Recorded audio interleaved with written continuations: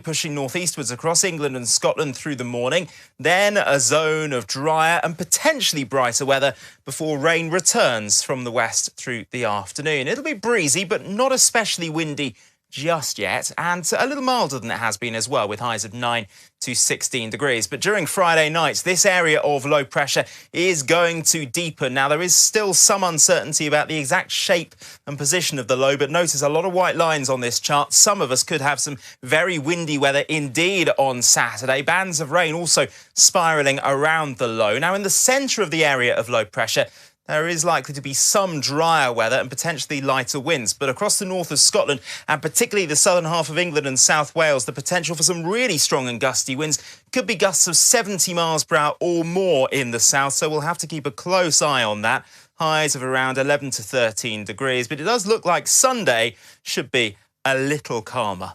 Good night.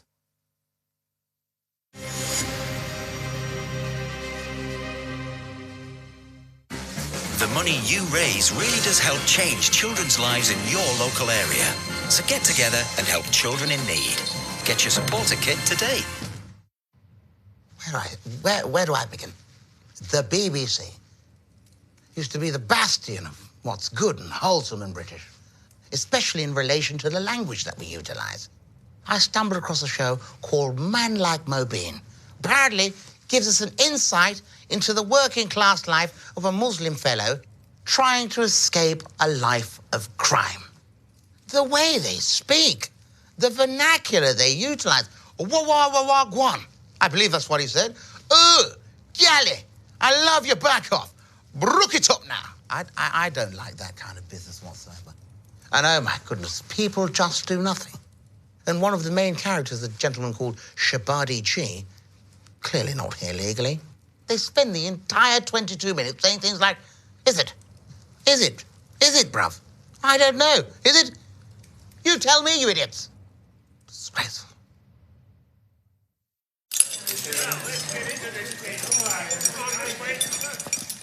Sure to be a busy one. Laura Kuenssberg and the Brexit Cast crew here on BBC One in an hour. First, let them build. Question time. Tonight we're in Birmingham. Welcome to Question Time.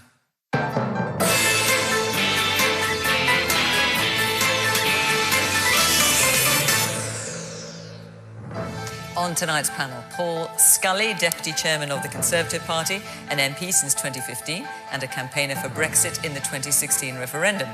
Labour's Shadow Secretary of State for Health, former advisor to Gordon Brown and Ed Miliband, John Ashworth. Layla Moran, elected as an MP in 2017 by overturning a majority of 10,000, now Liberal Democrat spokesperson for education.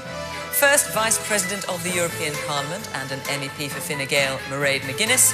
And journalist and author Isabel Oakeshott.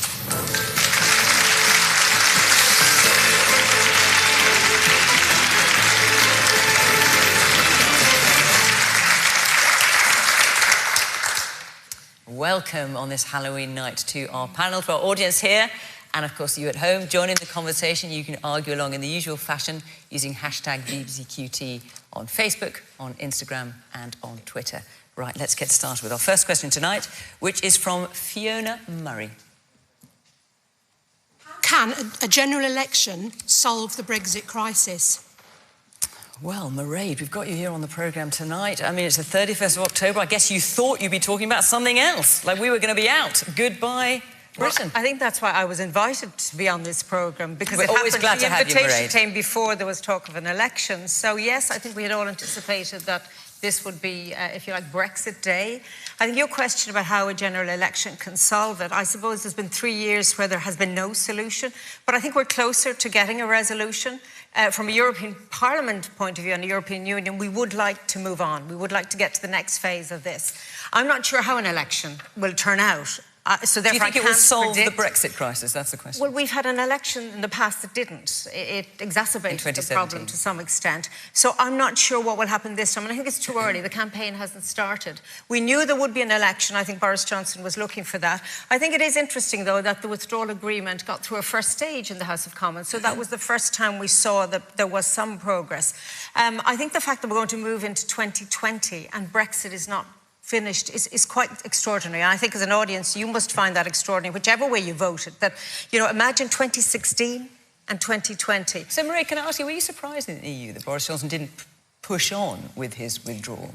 Well, I thought he might, and I'm not sure why. Perhaps these other panellists will understand why he decided to freeze the process rather than move along with it, because there was some time that the House of Commons could have looked at the details of the bill, and perhaps the House of Lords, and it perhaps could have been done with a slight extension. But look, there may be other reasons why the Prime Minister decided he needed to go to the country, perhaps to get an overall majority, but that was tried in the past by the last Prime Minister. And I'm sure other people on this panel have other hopes and dreams for what might come of the next election. Well, but whatever way, I think the uncertainty is awful. It's awful for you, I think it's awful for us, it's awful for business, and it's awful for Europe as a whole. There are so many other issues that we need to deal with at a European level, and you need to deal with nationally, so it's not good.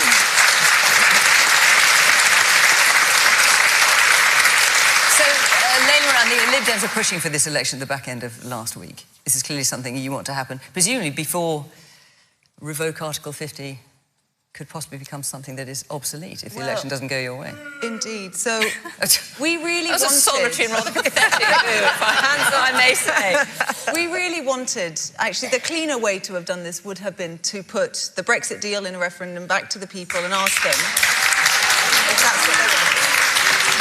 But as you've just heard from Mairead, it got through. Boris Johnson's bad Brexit deal got through off the back of Labour votes through that second reading. Yes, but we know about this, Laila. Will a general election solve the Brexit crisis? That's a question. We felt that this was the only way that the public could have their say on this deal and get their say on if they want Brexit at all. Brexit has been... Crisis is the right word. Fiona, you're absolutely right. This is a crisis. It's a national embarrassment. We need to move on. And there is no other way to actually make this stop. And perhaps that's one thing we can all agree on. We need to make this stop. We need to focus on other things. And that's why the Liberal Democrats are standing on a manifesto commitment to stop Brexit once and for all. No deal and further negotiation. No, let's negotiate another deal and put it back and another... No, we would make it stop on day one. We'd move on and talk about public services and everything else that people actually want politicians to deal with right now.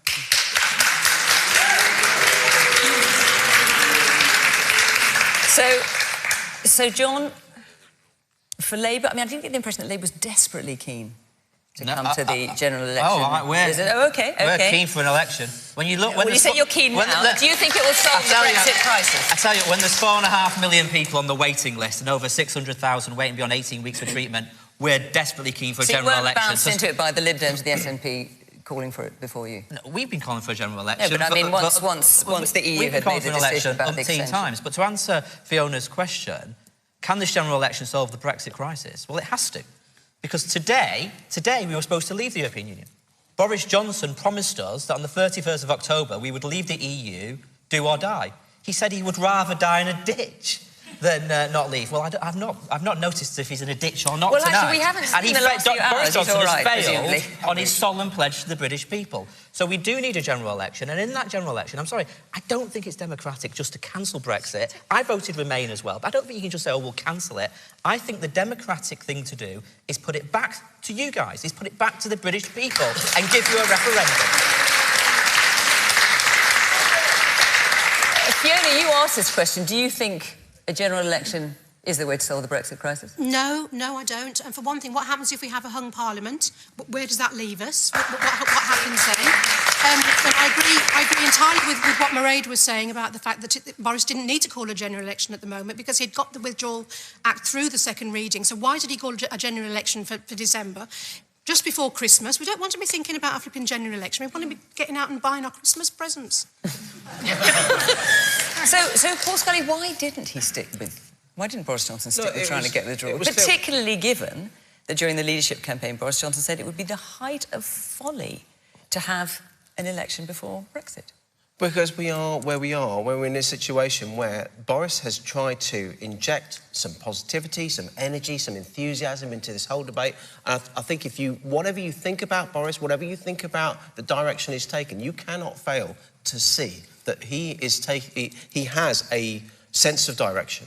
that So he why wanted didn't to he leave stick with trying to get the bill through Parliament? by October the 31st. We've tried twice now. We should now be talking about how we're leaving, not still whether we're leaving. And what has happened is that he put the bill through Parliament, and yes, people agreed to that first stage, the second reading. But it was clear by voting down the programme motion that they were going to be playing games. Boris Johnson playing games. With the bill. They're talking about the customs union, which is all part of the second Democratic part. This is scrutiny. all part of the future relationship, not how we leave the Parliament EU. taking back So control. it's absolutely clear that the only way that we can get this sorted out is through a general election. We have a parliament that does not represent public view at the moment. Does not represent people.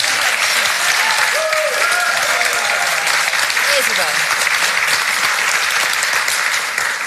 So look, the truth is that there is a horrible possibility, as the lady there said, that this general election will not actually solve the Brexit situation, because there could well be a hung parliament. And the only way that this election will solve the Brexit situation is if there is a big Leave alliance. So that will involve the Tories swallowing their pride and doing some kind of deal, whether it's informal or formal, with the Brexit Party. Otherwise, what will happen is that the Leave vote will be split up and down the country, and the Tories will not be able to win a majority and will be all the way back where we were to begin with. And I would just like to ask Layla here, I am genuinely bewildered. This is a genuine question here. Your idea is just to stop Brexit. I just wonder what you think the 17.4 million people who voted for Brexit are actually going to do if you just scrap it. Do you think that they are just going to kind of slope off and accept that they were too wrong, they were really stupid, they're just going to go back where they came from? No. Don't put words in my mouth, Isabel. No, I'm asking you what you think. I'm asking you what you think. No, not at all. First of all, to make sure it's very clear, if the Liberal Democrats are elected in a majority government on a Stop Brexit manifesto, then that's what we're going to do. That's exactly what we're going to do. But that doesn't answer my question about all the people that voted to leave. Can I just say, I think most people now are sick of these panels talking about Brexit all the time. So let's get it We'll done. tell you what, let's speak to the audience then and see what they think. It's the NHS, it's schools, and actually the only way to make Parliament talk about anything else in the next few years is to stop Brexit. Actually, I think they'd appreciate that. Okay, well, let's ask them. Let's ask them, because there's lots of hands. I'd like to hear from lots of you. Yes, the young man there in the T-shirt. Well, I was too young to vote in the referendum. However, it was a democratic choice. The Lib Dems and the Labour Party are an absolute disgrace. The Liberal Democrats don't even know what democracy means, and the Labour Party's manifesto of 2017 was to deliver Brexit. Right. And all they've done is vote against it at every chance. Bring on a general election, and I hope Boris gets a majority, delivers Brexit, and defeats a Marxist Jeremy Corbyn government. Yes, the woman there. So I'm just curious as to how many MPs have quarterly reviews, because if you were in any other job other than the one you're in, I'd have you all on performance improvement plans. For everybody. Okay. Yes, the woman there. So, Paul, you said that the government doesn't represent the population, but... No, I said Parliament doesn't represent. The Parliament, sorry. The Parliament doesn't represent the population, but this is the third time that we're asking people who they want to represent them, but we haven't asked them for an up-to-date opinion on where they stand today on... we're quoting 17 million people. Do every single one of those 17 million people still feel the same? Yeah. And every voice in this audience is a single voice, so that isn't an answer to that question. We don't know. We actually don't know. I'll answer that. People may have gone in both directions. I'll take a few more points, and then, Paul, you can answer. The man at the back with his hand in the black top. Is this election going to be on anything aside from Brexit? Are there actually... I'm a working GP in the NHS, and I see day after day access problems being a massive, massive issue, but it seems as this is just going to be a second referendum, pretty much. If you voted Leave or you voted Remain, you just want to see what your politicians actually voted for, really. And I think we need to kind of focus on other issues as well as Brexit. Okay. And the woman here in the corner. I voted Remain in 2016, but have changed my mind. And, well, it'd be a travesty, I think, if there was a second referendum. Can I ask you what's made you change your mind? Lots of issues, really, but mostly the treatment of leavers, I would think. I work with a lot of disadvantaged people who did vote to leave, and I think it's really unfair that they've been smeared and labelled as fascists, and it's just not right. Let me just take one more point before I go back to the panel. The woman at the very back with the glasses. We're talking about whether we think a general election can solve Brexit. I think actually we've forgotten that Vote Leave is accused of breaking electoral law. Dominic Cummings, who is currently is an advisor to Boris Johnson, is currently in such a position of power, yet he refused to stand before Parliament and talk about breaking electoral law. He's in contempt of Parliament. I'm not sure whether we can ever have a free and democratic and fair election before those issues are sorted out. I'm not sure we can solve Brexit in this way.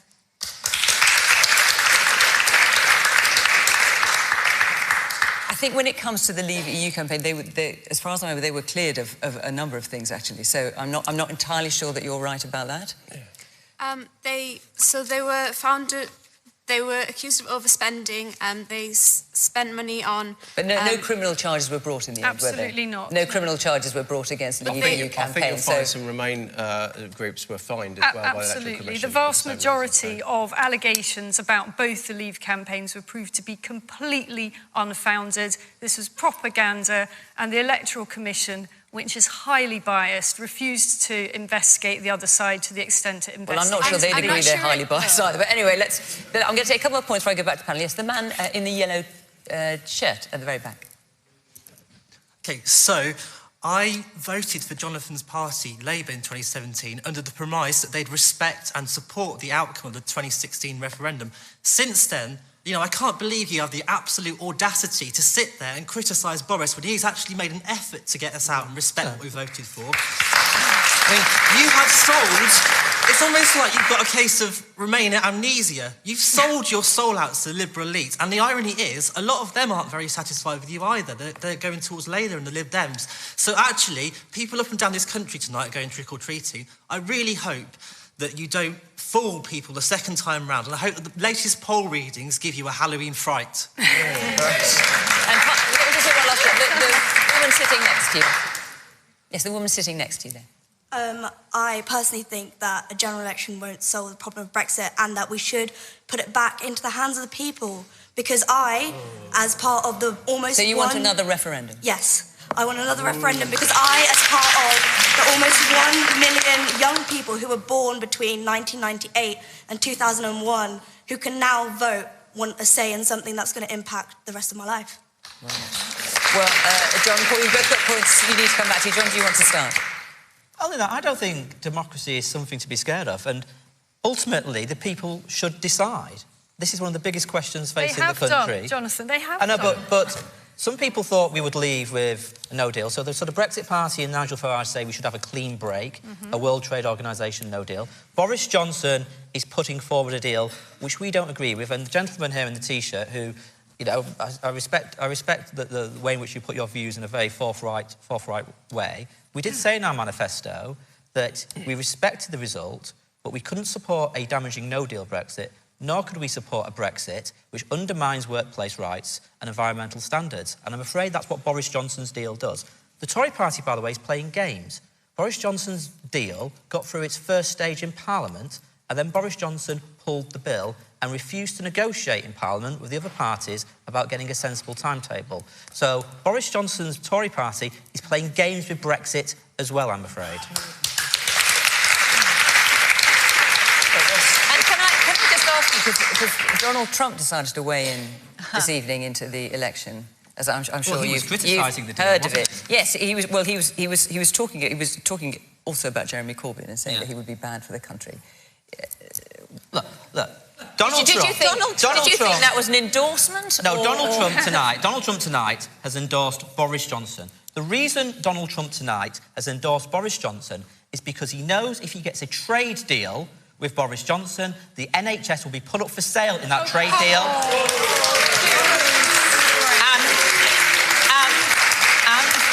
And the US will smash up our pharmaceutical code, which will mean our NHS is forced to pay £500 million a week. That is why Donald Trump has endorsed Boris Johnson tonight. answer that, but also you need to answer the question from the audience. I'll do that. Says the man that worked in the Treasury that bought in more and more PFIs for hospitals across the country. No, I didn't. That's a lie.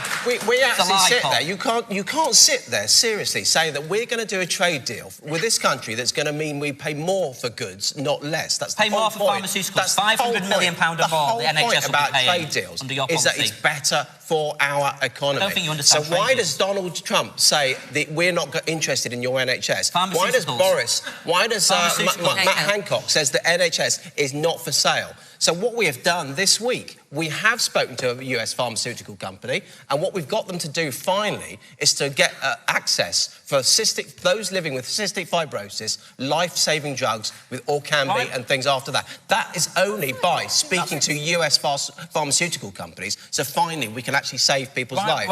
But to answer the question of that lady in the middle that was talking about a second referendum, that will not end uncertainty for any time soon, because it will take at least 6 to 9 months to have that uncertainty. A general election we can get done in a few weeks, and if we have a Conservative majority government, yes, on December the 12th, that's the few weeks that we have for a general election. And then we can pass the deal that the EU have agreed to, that Parliament has started to agree to, but was starting to play games, hence it's not pulled the deal. Hence it's not representative of the people. So we can now move on, get Brexit done, so that we can speak about the domestic agenda that gentleman was speaking to. Because we have more GPs in training now than ever before. Less GPs. We're putting more money into the NHS than ever before. We want to level up our education funding. We want to put more policemen on the street. These are the things that affect people on a day-to-day basis beyond Brexit, and that's so important that we get this and talk about this over the next month. I would like to come in here. Layla, briefly, and then... Yeah, Paul's not being straight with people. Getting Boris Johnson a majority and passing this bad deal, and actually, John's absolutely right about what Trump wants to do, absolutely right about that. But there are two things you need to be straight with people. This is not the end. This is the end of the withdrawal agreement. And by the way, 3 days to scrutinise what was hundreds of pages. That's not our job, is to do this for all of our constituents, whether they be Remain or Leave. We have to do that. That is our job. He stopped us from doing that. But can you be straight? This is going to be years more negotiating the political declaration, the next step of the deal. And actually, Layla, can I just say... Which will be delayed for 9 months if we have a second referendum, which might not solve it. In the interest of fairness, he also said this evening that the Boris Johnson's deal, or certain aspects of it, would mean that the US couldn't do a trade deal with the UK. I see no aspect in there that's actually going to stop us doing a trade deal with the States. We're going to come out of the customs union, we're going to come out of the single market, and so this is fully available for us to do trade deals. I want to come in here on the NHS thing, because, Jonathan, look, I think you should be better than this. You are better than this, I know you are, than to talk this utter bollocks about the...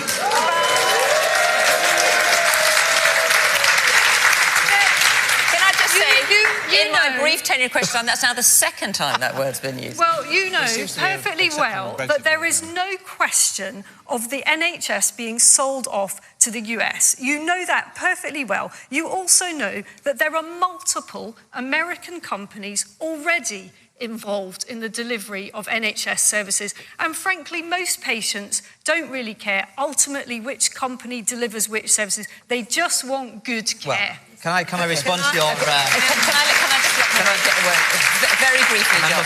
Very briefly, I must let Mairead in.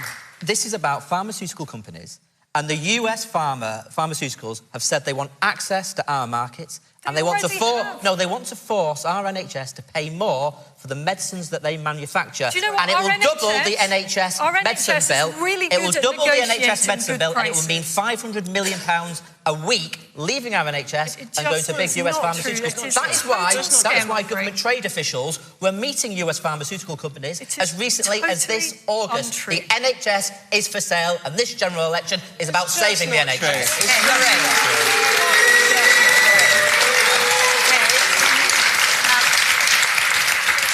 Unlike President Trump, I am not going to interfere in this general election. So I preface my remarks. But can I just say, I was fascinated that in that interview, it appeared the Prime Minister had talked about the details of the deal with the President of the United States. But there is one issue I need to just kill here. This idea of getting Brexit done as an overnight switch off and we move on and forget all about it. I'm sorry, that just is not the case. We are going to have to live with whatever comes. I mean, when we get the withdrawal agreement through, I'm not going to say if, but when we get it through, that is just the start of a very difficult process. And this week, Michel Barnier said that. This will be the toughest ever negotiations because extraordinarily, never in history has a country pulled away from a trade agreement with a very big partner that is the European Union, and also, if you like, threatened or has decided to reduce or change regulations away from the European standards. So we will have a difficult negotiation to deal with. So I would just ask you all to be very patient and really to adjust your sets, because this is definitely going to be with us for much longer than any of us wish. And also, when I listen to this conversation, I'm moving over a little because it is going to be heated because there is an election on. Remember that the European Parliament has got to scrutinise this deal as well, and we will not do that until the House of Commons does it. And we take our duties as seriously as the House of Commons.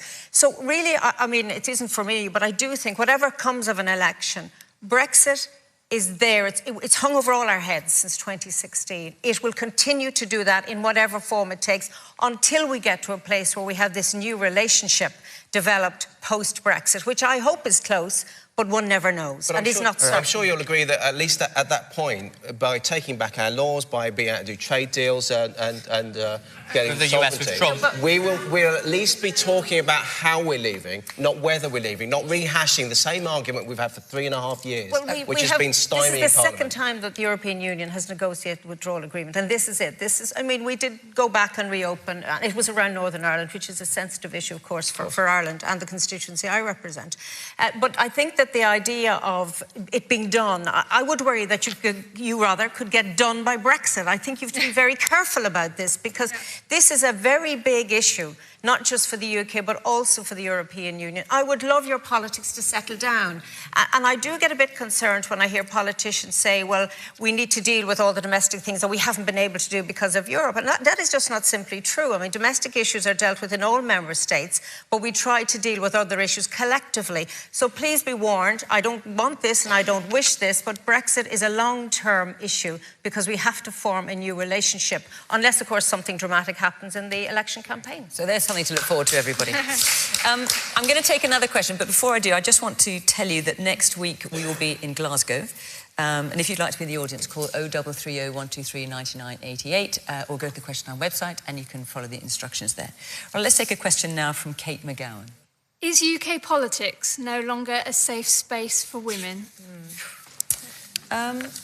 Yes, a number of women MPs have talked about the abuse they've been getting, and some in the case of Heidi Allen, for example. Heidi Allen says, I'm exhausted by the invasion into my privacy and the nastiness and intimidation that has become commonplace, and that's been echoed by a number of women MPs. Leila, what's your feeling? Yeah, I mean, obviously, when I see actually great women from all parties leaving politics in the way that they are, and okay, I don't always agree with the likes of Amber Rudd and Nicky Morgan, and I'm so sorry to see my new colleague Heidi Allen go as well for these reasons. It makes me sad. It makes me think that, yeah, something is going on out there that is very definitely getting worse over the last 2.5 years since I was elected. I've seen it get worse for myself. We've also faced sometimes physical intimidation. You walk out of the doors of Parliament, and I have had someone sort of shout at me, traitor, and it's very scary. And it's on all sides, and it's not okay. It's not okay. What worries me the most about it, though, is I think of, you know, young women perhaps out there in either the audience or watching on television thinking, I'd love to be an MP. I really want to do this. And they're put off. And all I want to say to them is, it is a great job. We will get through this. This has always been the case, that women make way for other women. And we will fix this. And I don't know how yet, but we have to. But please, if you're a woman out there thinking you want to get involved in politics, don't be put off. We need you now more than ever. Isabel?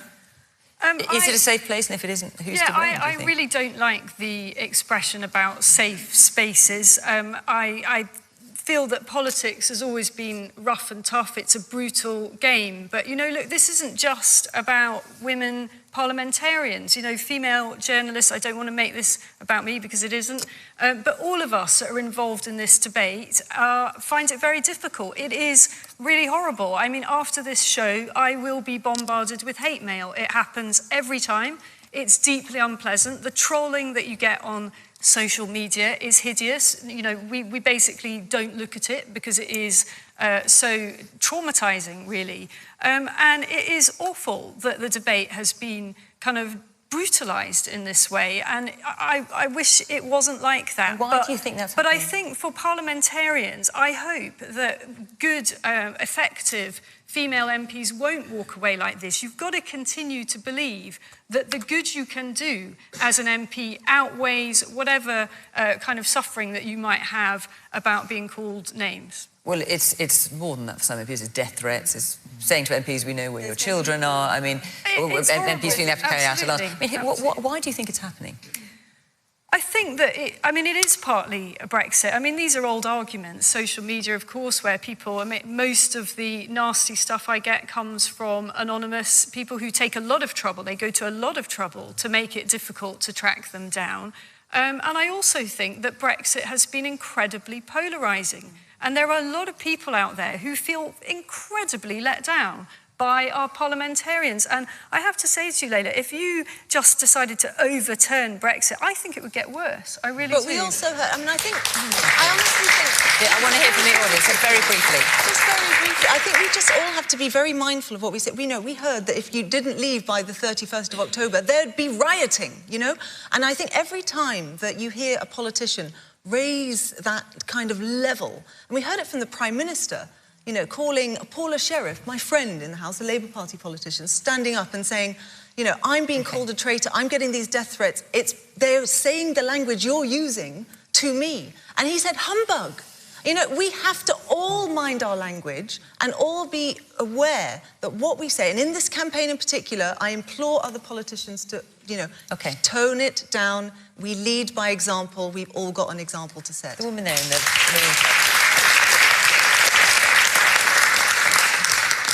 So I'm a 17-year-old student. I'm studying politics at the moment, and I really hope to pursue politics as a career in the future.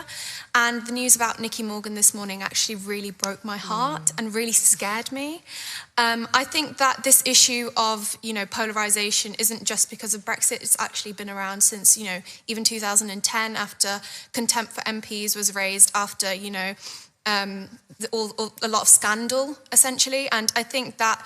You're thinking the expenses scandal? Expenses scandal, exactly that. And I think, Layla, your point about, you know, stopping Brexit altogether, do you not think that will just fuel contempt absolutely further on both sides, and make the situation worse? The man here in the blue jacket.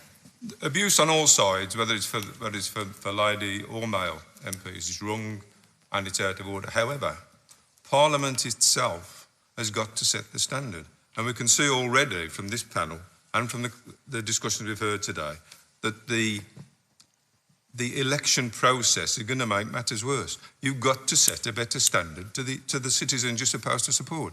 And a lot of the abuse that you get, you bring on yourselves by the examples you set.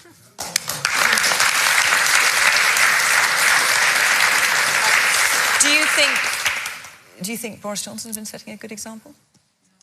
Yeah, this is a guy that's been showing strong leadership. I think he's been, as I say, this is a guy that's trying to get things done, because actually what you find with something that's been causing division, you've got some people and some parties that are trying to further that division, and you've got people that are actually trying to get things done to be able to move on this country and to move on this Parliament as well.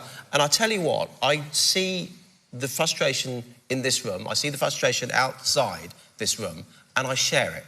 I sit there in the middle of Parliament, day in, day out, thinking, what on earth am I doing here? How are we adding value as people that have been trusted by you, the electors, to show political leadership and get stuff done?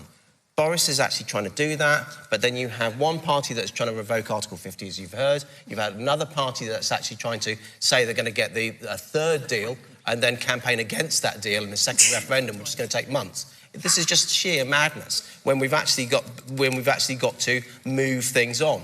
There are some excellent women that I'm really sorry to see say they're not going to stand again at this next election. Both just from my intake, I've only been a politician, an MP, for 4 years now, and so people have only served that short space of time. But people like Nicky Morgan that's been mentioned. And it's not just because of the attacks, although there are severe attacks on things like Twitter, which has become particularly nasty, but it exacerbates personal issues as well, because Parliament is a really harsh place to be, especially at the moment, because it is a war of attrition. And I know that may be the world's smallest violin for some people when they're looking in at MPs, but unfortunately it's really hard on families, it's really hard on people with the hours that they have and with the abuse that they're getting on social media. John, I just wondered I also want you to answer the question, but I also wondered what you thought about some research that came out earlier this month. It was an academic study, and it found that between 60 and 70% of Leave voters thought violence towards MPs is a price worth paying for Brexit. And amongst Remainers, it was still pretty high, a bit lower, but well over 50%. Well, I did see that headline. I also did see... I have not read the research, I did see the headline. It was quite flawed, I read it. Well, that's flawed. the point I was going to make. Yeah. There were others saying, actually, the headline was misleading. Actually, that wasn't quite what the research was suggesting. But let me just make a broader point to everybody watching, because we're going to have a general election in a few weeks, aren't we? And you're going to be sick to death of us politicians. All the politicians on this panel, we're human beings. We get some things right, we get some things wrong. All of us want the best for this country and our children and our grandchildren. We have passionate views about what policies we should implement to improve this country, and we disagree with each other. But our motives are all honourable. And I just want you to know that, because I know we're going to have arguments here, and to you, sir, we should raise the tone of our debate, and I agree. But when it comes to it, we do want the best for the country, but we just have different views about how we get there. But I would say the abuse that women are getting, it is women, it doesn't tend to be men, it does tend to be female MPs, is horrendous. Women MPs aren't going to go out and broadcast this, but I know countless women MPs who walk around with panic alarms because they've been advised to walk around with a panic alarm by their local police force. Women MPs who've had to have extra security put in their houses.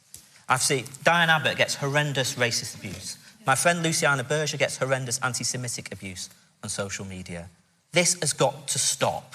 It's horrendous, and I don't want young women turning away from careers in politics because they don't want to put themselves in that situation. Collectively, between the parties and a society, we've got to do something about it, because what's going on at the moment is utterly unacceptable.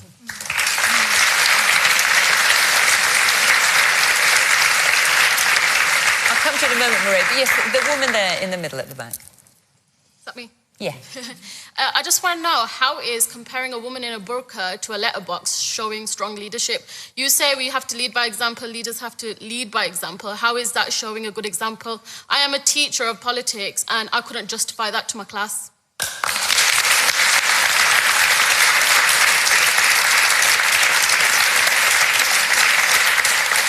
So I think they're words that I would not have chosen myself, but Boris will speak for himself on how he's phrased it in an article. But what if you look at the wider? It doesn't matter how it was phrased. If you look at the article, he was. Well, no, I just said I didn't. But I mean, he was making a liberal approach. An argument for people to be able to wear the burqa, to be able to actually practice the religion the way that they want to. But so you think he shouldn't have used that form of words? So it's not a form of words that I would have used myself, but actually, you know, as a journalist, as opposed to, I would be surprised if he'd used that as a Prime Minister in the House of Commons, but he's using it as a journalist, as a journalistic picture, I suppose, he was painting there. But as I say, it's not a form of words that I would have used. I'm sorry, but I teach about politics. If I'm teaching kids about tolerance of different faiths and mutual respect, that goes against our British values. So why do we have a Prime Minister then in power who goes against our values? Well, no matter how he worded it, was wrong that he said it. And he has not. Can I just say, he has not yet apologised for those comments that he made. It doesn't matter about how he was going to shape them. Whichever way he was going to shape them, it was wrong for him to say. It has led to an increase in race hate crime against women in burqas. And the fact that my mother used to wear a burqa and she stopped wearing it because she feels unsafe. And as a woman who wears a hijab, and my sister who's been attacked because she's wearing a hijab, I don't like the fact that we are supporting a Prime Minister who incites hatred. I'm not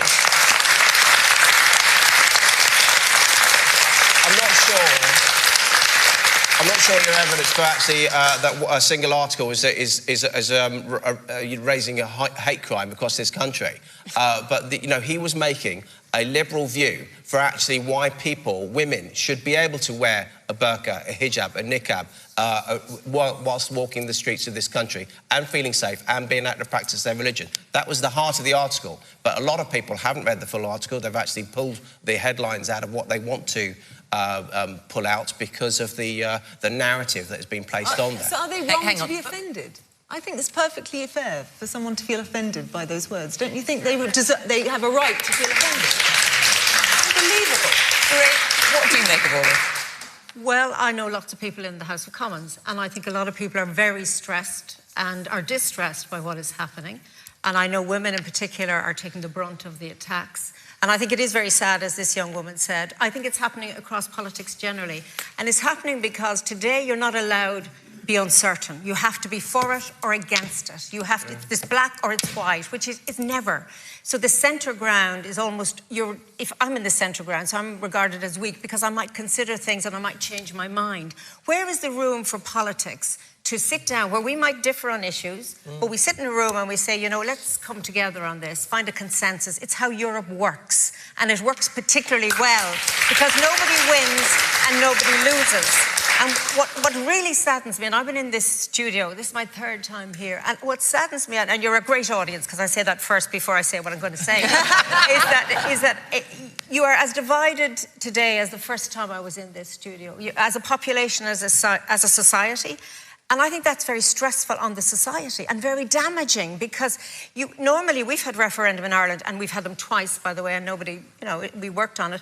But in a sense, even after those, we came together as a country. Even where we differed, we could find, you know, common ground and we moved on and did other things.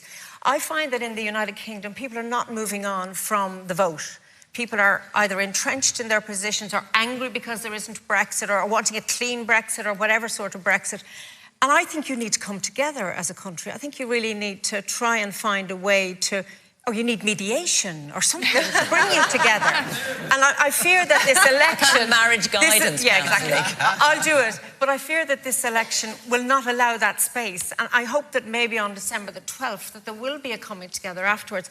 I mean, as parliamentarians in the European Parliament, we're frustrated by what's happening here, I have to say. But we're also very sad because we see your Parliament not able to come to decisions and your politics quite frozen. So, I mean, we wish you well. That's all I say in this election. I'm not, as I say, I'm not doing a President Trump on it. But I think politics matters. And that's why that young woman is so right. That I'm not sure I'd encourage my children, I have 2 boys and 2 girls, to go into politics because even in my politics it's rough. I mean, I was described as a foreigner on Twitter just as I came into the studio, but I can cope with that. Other things are said to me, but what I do, and I agree with you, I don't read it.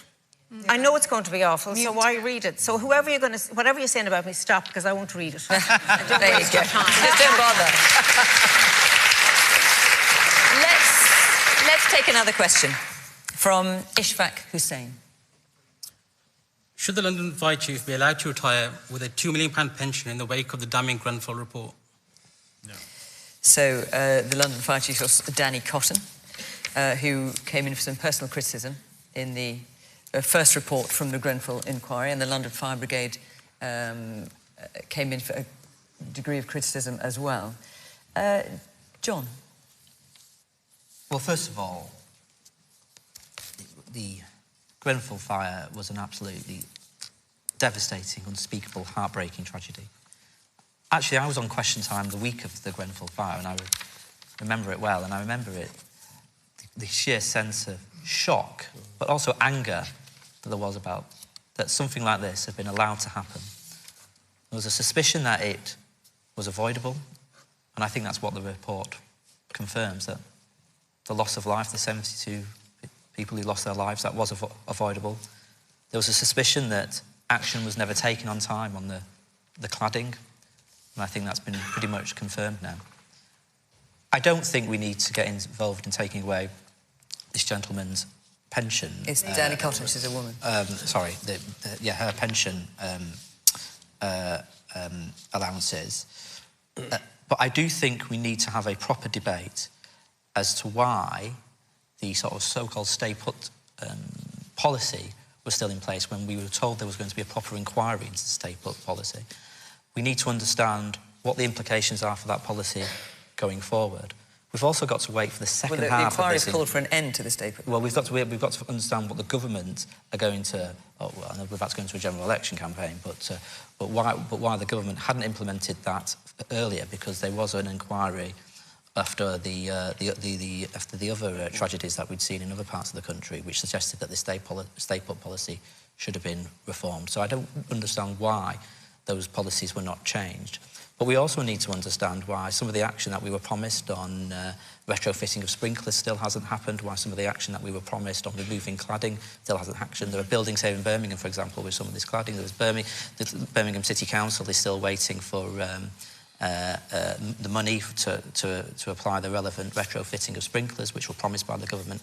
That hasn't happened. And I think we also need to have an understanding as to what the future financing of the fire brigades are, because many fire brigades across the country have been hugely cut back. The fire brigade in London has been cut back massively, actually, when Boris Johnson was the mayor. Actually, when he, talking about the tone of politics, when he was questioned about this as mayor, he told someone to get stuffed. I mean, you know, I mean, that's pretty appalling, isn't it? So that was a few years ago. That was before Grenfell, I should add. So I don't think the pension arrangements need to be changed, but we certainly need to get funding into housing to remove cladding. We need to get funding into housing to properly ensure that sprinklers are put in place, and we need proper funding put in place in our fire services. Isabel? Well, I'm really glad that, Jonathan, you gave such a measured answer on that, because I think some of Labour's interventions on this have been pretty appalling. I mean, your shadow Fire Minister said to a group of people on the Grenfell thing that the real enemy here is actually the Tories, which just tells you everything you need to know about how Labour regards these things. I think in terms of the firefighters, it's very clear from what we've seen of the report so far that they did make very serious mistakes. I mean, the advice to stay put when the building was burning was quite obviously discredited, and the report that we've seen so far suggests that they should have pulled back on that advice up to an hour before they did. So these were really very, very serious mistakes. And, you know, in terms of whether people should be punished for that, I think that's a side issue. There are much bigger lessons to be learned. And I think that the process that we are going through, although it is taking a very, very long time to get the lessons out there, will hopefully mean that this could never, ever happen again. It's also worth pointing out the report commended the individual courage and bravery of many of the firefighters. Yes. The man there in the room.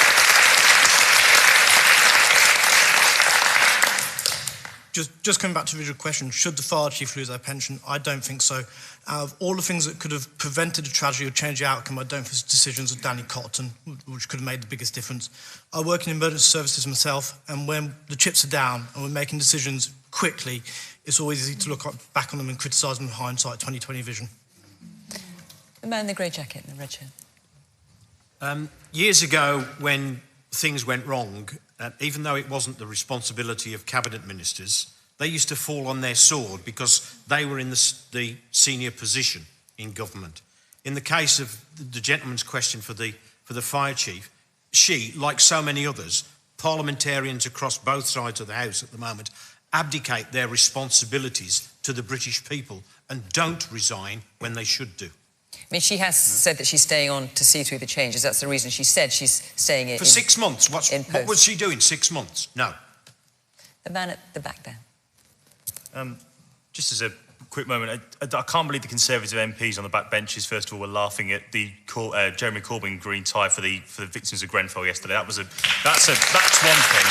Secondly, absolutely disgusting.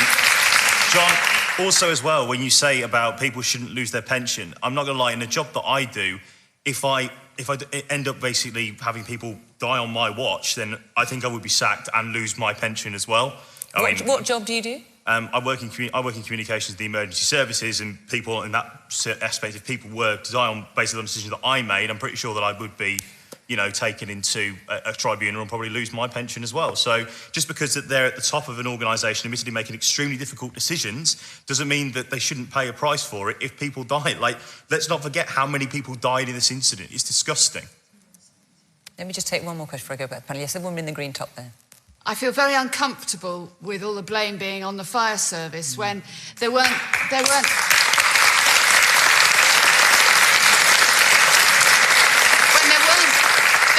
even high enough ladders in London to reach the top. They had to send for them down from Sussex or somewhere. And all the time, the service is being cut back to the bone, as the gentleman was saying on the panel, by the Tory mayor of London at that time.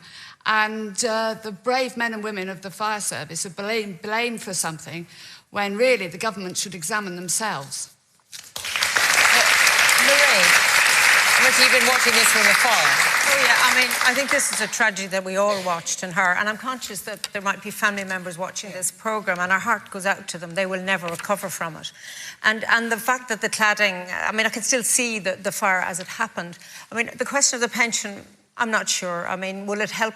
Will it do anything for the families that are bereaved? I think what will do something for them is that there is some changes, that this cannot happen again, and that there is investment, because I think in all our services, and I don't know the details of yours here, but there needs to be change, there needs to be training, and the equipment, as that lady has pointed out, needs to be standard. It's interesting that in the US, as I understand it, firefighters are lauded. They're really top of the tree because people realise that they risk their lives to save others. And I think we do need to put our firefighters in that bracket, but they need to have the resources and the training.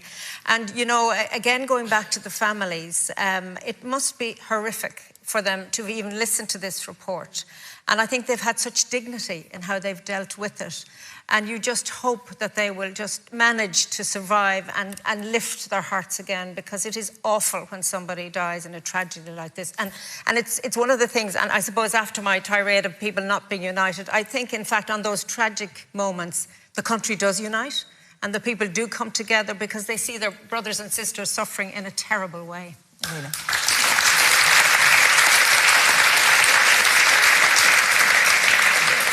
Right, I'm very, obviously, how can you not think of the families this week? And can I just say, I just think it was appalling that this report was leaked a day early, when the idea was that they would have the time to be able to digest it before it got into the news, and I just think that was awful. What I'm hearing from the question is, you know, the anger. There is absolutely anger, and this should never have happened. This should never happen. But I've been, you know, the people who run Grenfell United and speak out about this have said over and over again, they're not looking for just, you know, a scapegoat. They're not looking for platitudes. They're not looking for promises anymore. What they want is action. What they want is for this never, ever to happen again. And I'm worried that it has taken this long, that, you know, 2.5 years later, you know, this was at the first week of this Parliament. Here we are in the last week of this Parliament, and there's still 300 buildings in this country that have that cladding. We're still, now, phase 2, I hope, will happen very, very quickly. But ultimately, we have to think of them and make this the most healing thing that we can for them. And I'm sure all of us here who are either in government now or might be at some point will say to them, we will absolutely carry out all the recommendations in that report, and we will do everything we can to make sure no body, child, adult, anyone ever has to go through the horror of that night. Paul.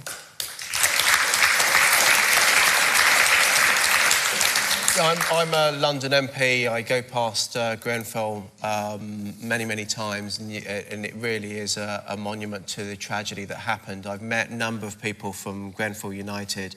The bravery that they have for just keep campaigning, just using that tragedy to make sure it can never happen again, to make sure that it can speak out and speak for those people that died that have no voice. And if you're in government, if you continue to be in government, will you recommend the Yeah, so the suggestions made in so the the government in report? principle have accepted the recommendations, and we're wanting to make sure that we can bring them in as quickly as possible. That was the point of having the report in the first place. It's an independent report. We want to make sure that we can learn all the lessons, that we can actually and take on board everything that is there. There's no sense of scapegoating the fire service. As has been said, they have performed and continue to perform an amazing job.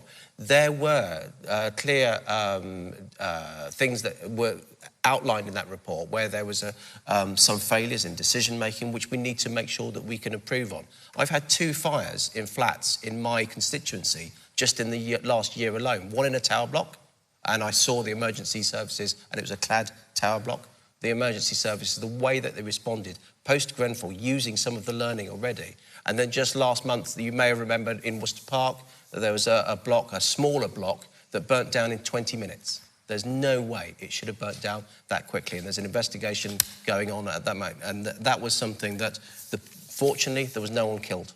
But it was something that the fire service is so aware of now, but the government wants to make sure that we can do everything to learn the lessons, not just from the emergency services and their response, but from the quality of the building as well, the building control.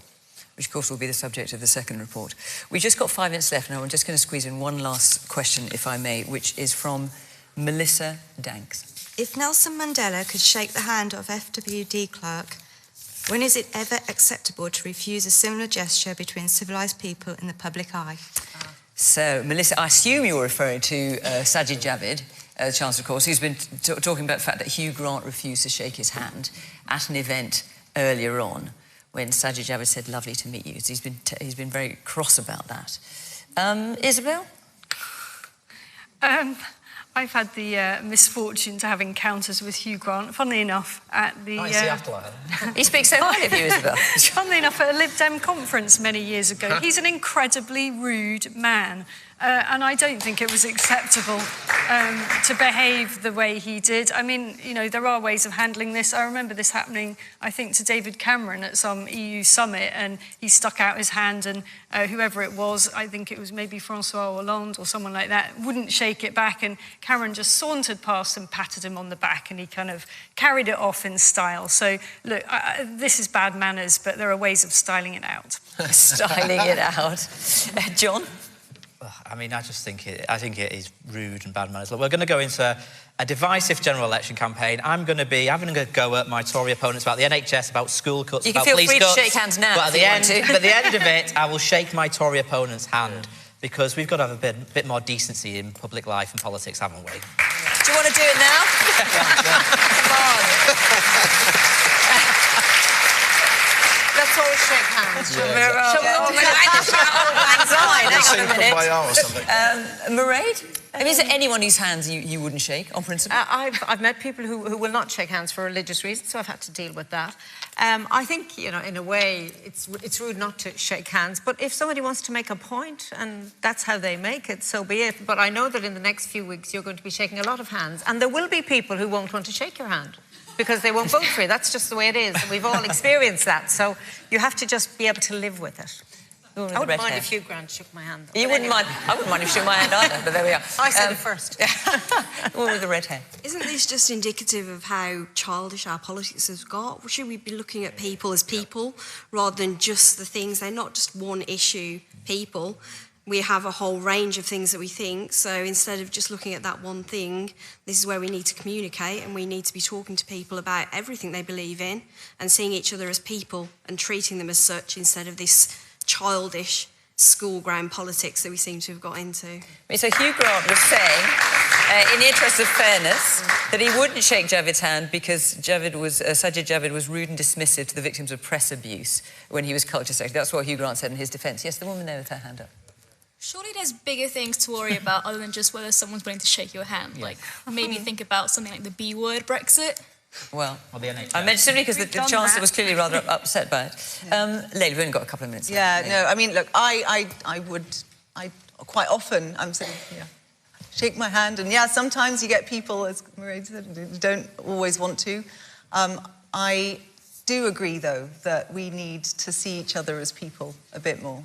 And, you know, coming back to some of the stuff we were talking about, abuse and whatever, actually, if everyone just for a second took a minute to see the person behind the persona or the job or whatever it is, I do think that that is the way forward. And maybe we can have an election campaign and even a society that does a bit more of that. That would be nice, wouldn't it? A group hug. A group hug. Paul? I'm not sure the set lends itself to that, but look, I think the thing is, if you're trying to change the law or trying to change anything like Hugh Grant was trying to do, then actually pulling away from people like that, those decision makers, is the wrong thing to do, clearly. But you're right, we're all right, that people have said we've got to see people as people. We've gone full circle, because we started off earlier talking about social media. And actually, one thing I do tend to do every now and again, I do read my social media, and I sometimes answer back to prove that there is a person at the other end, not just a PR company, or it's not just a face with a blue tick or something like that. There are real people that have feelings, have emotions, and there are ramifications for language that you use, actions you take, or in this case, don't take. Yeah, and it was a political act not to shake hands. It was a very strong political signal. So, I mean, if that's what he wanted to convey, it probably worked. It's got us talking about it. Yeah, exactly. Yeah. But do shake their hands if you meet them out and about, please. They're all lovely people. And also, here we are on Halloween and at the start of an election campaign, and there's been an outbreak of peace and love on Question Time. Isn't that great? It won't Do you last. think it will last, folks? Anyway, look, our hour is up. Next week we're in Glasgow. So call 0330 123 99 88 if you'd like to be in the audience, or you can go to the Question Time website in the usual way and follow the instructions there. And if you want to have your say on tonight's topics, you can keep talking about all these things. You can join Adrian Charles and guests on Question Time Extra Time, and that is on 5 Live now. But for now, thank you very much to my panel. Thank you very much to all of you for coming here tonight and putting your points and questions, and thank you to you for watching and listening at home. From Birmingham, bye-bye.